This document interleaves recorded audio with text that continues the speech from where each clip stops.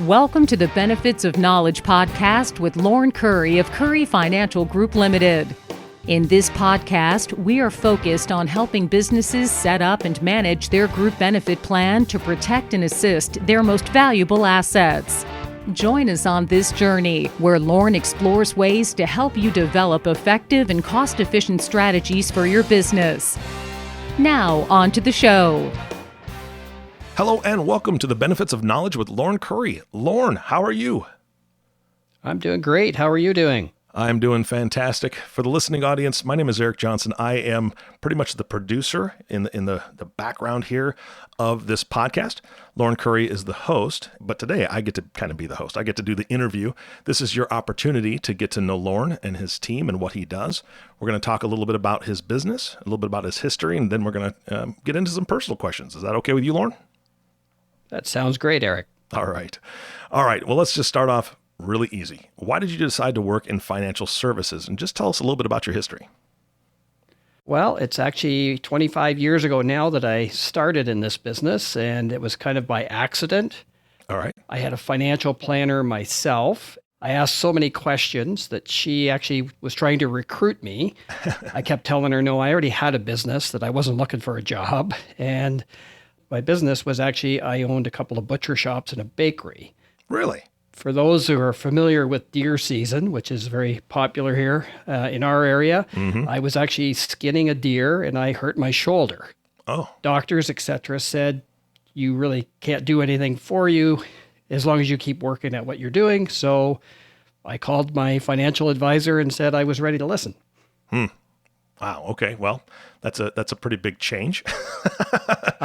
Yes. A lot of people have asked me about that. Yeah, no kidding. Well, I am in an area that is overrun with deer, so I get it. And I appreciate the service that you did do back then. I'm sure that you had quite a bit of business coming in the door. So it probably took some guts to make a complete shift in your career, right? It was a little nerve-wracking at first, a big decision, yes. Yeah. All right. Well, now that you're working in financial services, who do you work with and what's your specialty? I actually specialize in group benefit programs. So I'm dealing with business owners, controllers, HR managers, the people that look after group benefits for these companies, depending on the size of the company who I'd actually be dealing with. All right, that's fantastic. So group benefits is something that I think that every company needs to be looking at. I don't know much about it, so I'm really eager to learn from you. What do you do specifically for your clients? We help them set up their group benefit plan. There's a lot to plans nowadays. It's not the way we used to do it years ago where it was just kind of a cookie cutter. You pick this plan or that plan. Everything's customized. So we help them, the employers, understand what their options are, help them maybe decide what benefits may be more desirable for their particular employees. And then we have to manage those plans once we get them set up. I would assume, again, I'm very new at this, but I would assume that a company with 10 people in it is going to have many different options than a company with 250 people in it or 500 people in it. Is that what you're talking about when you say you're tailoring it to them? It's actually surprising how small a group plan we can customize. Really? We target, most of the plans we deal with are businesses with 25 to say 300 employees. Okay. We could customize pretty much any size company. What the biggest part is, who's working for you? Do you have people that are in their 20s, people in their 40s, people in their 60s, and now we have people in their 70s. So it has to be customized, again, to fit what your employees need. Got it. Now you mentioned companies around 25 to 300. It sounds like that's your sweet spot. Is that who your ideal client would be, or are there more things that go into you looking for your ideal client? Well, we have many clients that are outside that range, but I would say those are the companies that we can probably help the most. Okay. All right. Got it. Now, how do you find these clients? I mean, is this something that it's a referral thing? I'm assuming that individuals that work in a company can't just say, hey, you need to come talk to my boss about a about a benefits plan. We don't have anything. or is that kind of how that happens sometimes? You know what? That has happened in the past. I haven't done that in many years. As I mentioned, this is like I'm just starting my 25th year in the program or in the business. Nowadays, I'd say for the last 5 years, any new groups, we've either been referred by clients that are happy with what we do, or it's actually, we have other advisors that don't do group benefits. Again, it is complicated. To make sure you're doing it right, I think you need to be a specialist in this business. So I have some colleagues that are in the financial services business that realize that and actually do send business to me. I think any business owner that's of good character is ready to refer to another person that specializes or is a professional in a specific field that they're not. So that's great. But I know that you also take great pride in helping your clients and learn about their benefits, learn about what you can do for them and what other things you can put in place. So what kind of client education do you do? Again, we're really focused in on the group benefits. What we find is the plan administrators at these companies, there's really nobody out there training them. The insurance carriers, they're not providing any training. If people do have, a degree in human resources, they've had a little bit of training, but my understanding it's minimal. One of the things we use all the time is what we call our administrator's checklist. And what I'm trying to do there is help these administrators understand what their obligations are, whether it's as the administrator or that rolls over as well to the business owner. So there's some things that if they don't do it, they're creating risk for that business. Gotcha. So we want to make sure they understand what they have to provide to the employees to make sure that risk is not out there. We also do benchmarking for our clients, and this is to help them understand what are their competitors, what are they providing.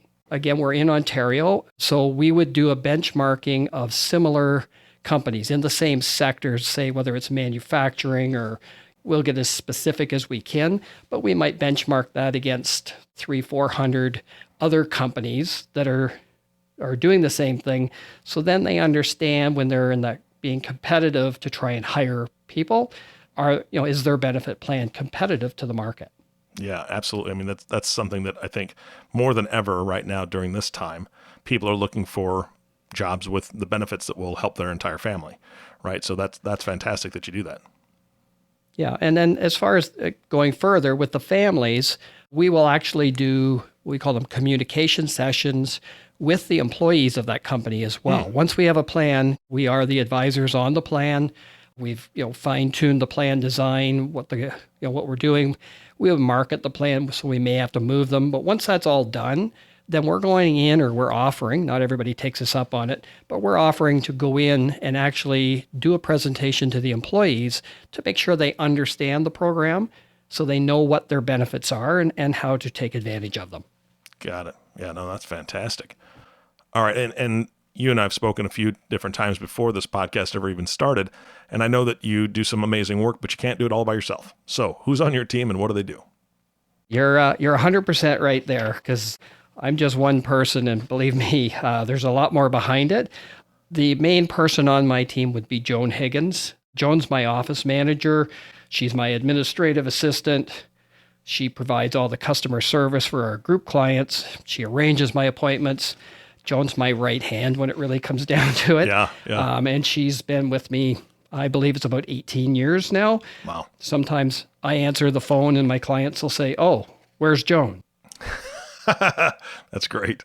That's our group benefit side. I also do have two advisors, Doug Bowden and Gary Weigel, and they all manage all of our individual clients, their investments, some individual insurance products. So again, we refer inside our office, but I'm not going out to write anybody's life insurance or manage their investments. So that's where Doug and Gary come in.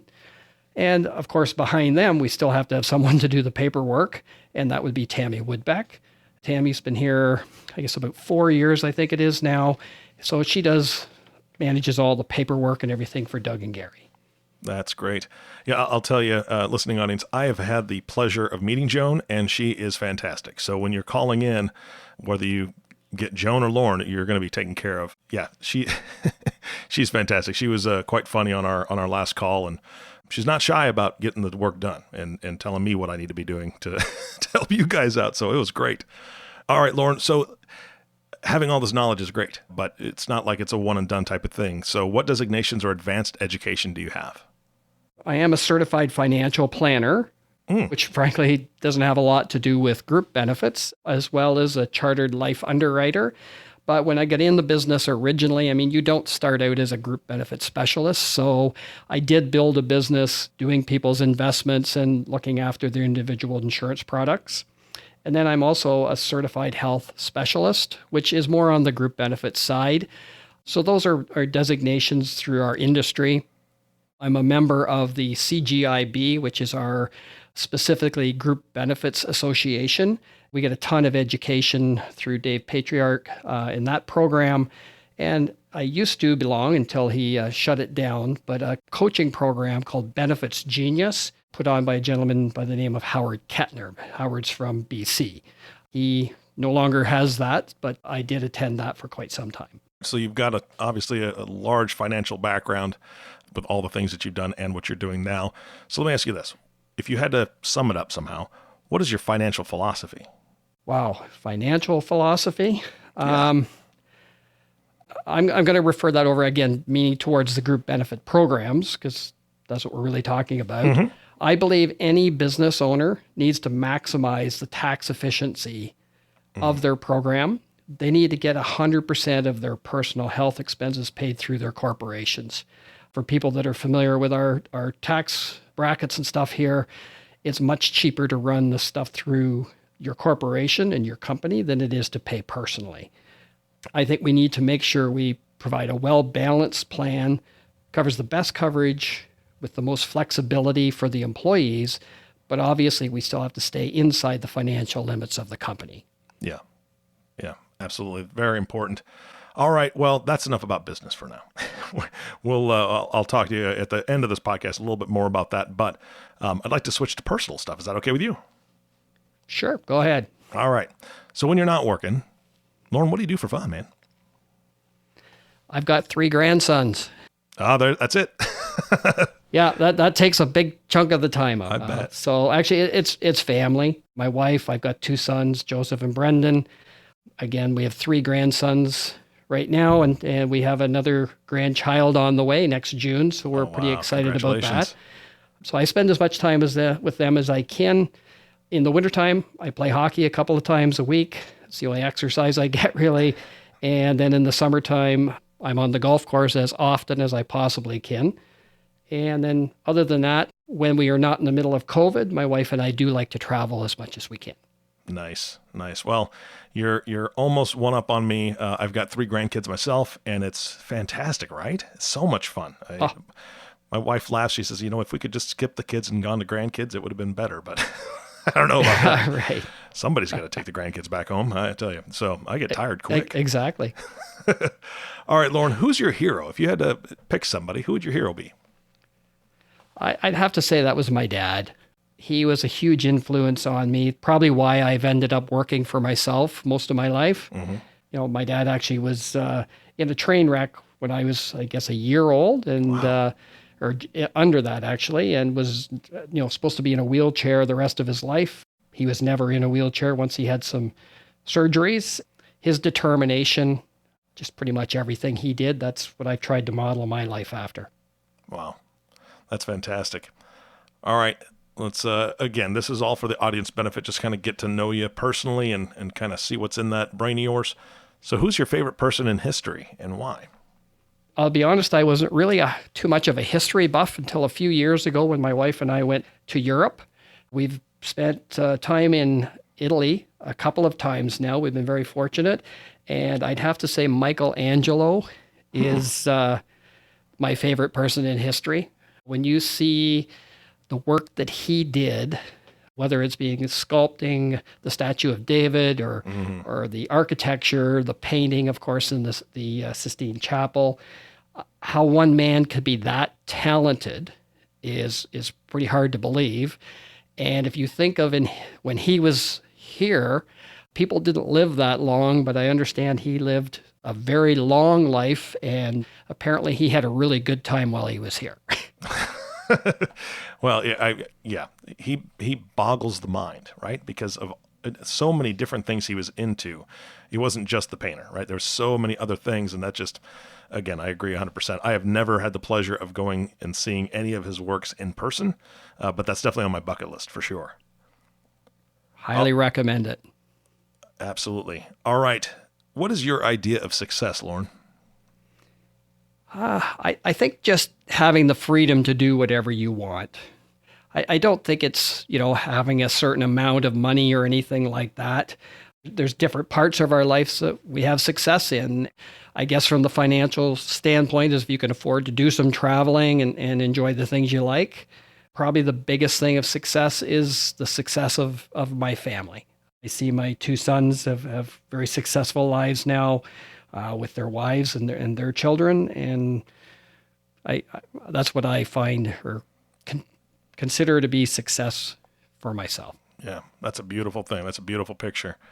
All right, I know that you're well-traveled. I know that you appreciate art and that you have a ton of knowledge about finance and all that just by what we've talked about today. So let me ask you this. What is the one thing you recommend most to clients, family, or friends? And it doesn't have to be serious, but it could be a pizza that you like best, but what's the one thing that you would recommend to most clients, family, or friends? Just to have a life-work balance. We all need to work hard to be successful. Again, I guess that kind of goes back to the financial side of it. But what I hate to see is those people that all they do is work. I have spent as much time coaching my kids in hockey, trying to attend if they were at a school concert, anything like that. I believe I work really hard when I'm at work, but I also believe that I want to be there for everything. I don't want to miss anything. And I try and tell people that is the important stuff. Life's a journey, and you need to spend as much time with the people that are the most important to you as you possibly can. I love what I do here at the office, working with my clients, working with our staff, but there's a limit to how long I'm going to be here because I'm getting home to be with those other, the other people in my life. Yeah, absolutely. All right, Lorne, what's your proudest achievement? You're going to think I'm a broken record here, but it's my family again. Okay. My wife and I were married quite young. We've been, actually this summer, we will be married 40 years. Wow, that's great. I remember when I asked my wife to marry me, my dad said to me, "It better last." And I'm pretty sure Dad's looking down, and I think he'll be pretty happy that, we're going to reach that milestone this summer. And then, again, raising two sons that have turned out the way my boys have. Yeah. Yeah. That again, that's a beautiful picture. And 40 years, congratulations. That is a huge milestone. And I bet Dad's up there going, "Yes, sir." That's my boy. Yeah, I hope so. Yeah. Yeah. That's great. All right. Well, thank you so much, Lorne, for giving us this snapshot of who you are and kind of what you do, a little bit about your history. This podcast is going to be nationwide, multiple nations, hopefully. And it's really important that people find out what you do and learn more about group benefits and the things that you specialize in. So let me ask you this. Who should be listening to this podcast if you had to kind of name a group? And then give us a little sneak peek of what you're going to be covering on this podcast. Okay. Well, probably the three people in particular would be the business owners. Mm-hmm. Quite often we deal with controllers. They handle the purse strings most of the time. And then, again, HR managers. So depending on the size of the company we're dealing with, the business owner may have all those hats on, or larger companies are going to have those all separated.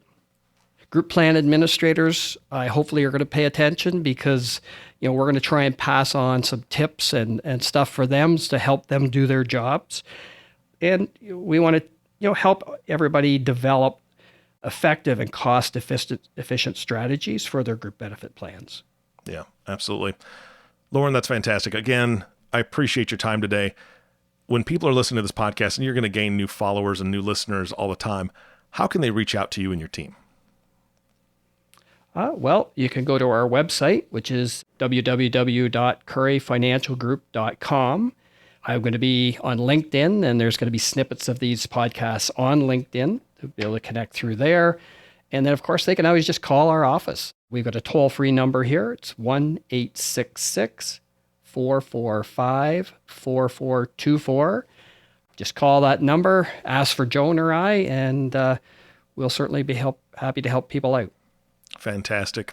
Again, Lorne, I appreciate your time. And listeners, if you're in this realm and you start working with Lorne, please share this podcast with other people that are in the same role as you in other businesses. I know that there's different type of networking, and maybe it's not as big right now because of COVID and all the things that we've dealt with in 2020 and going into 2021. But bottom line is this, is that I know that you're connected out there with other people that do kind of the same positions as you. Lorne can help them as well. So please share the podcast, let them make their own decision, but at least they'll know there's somebody out there that's ready to educate and help and come alongside that business and really make some positive changes. Lorne, again, thank you so much for your time today. My pleasure, Eric. Thank you. You bet. And the last thank you goes to the listening audience. Thank you for tuning in and listening to the Benefits of Knowledge podcast with Lorne Curry. If you have not subscribed to the podcast yet, which I know you haven't because this is the very first one, please click the subscribe now button below. This way, when Lorne comes out with a new podcast, it'll show up directly on your listening device. This makes it so much easier to share these podcasts with your friends, family, and colleagues. Again, thanks for listening today. For everyone at Curry Financial Group, this is Eric Johnson reminding you to live your best day every day. And we'll see you next time. Thank you for listening to the Benefits of Knowledge podcast. Click the subscribe button below to be notified when new episodes become available.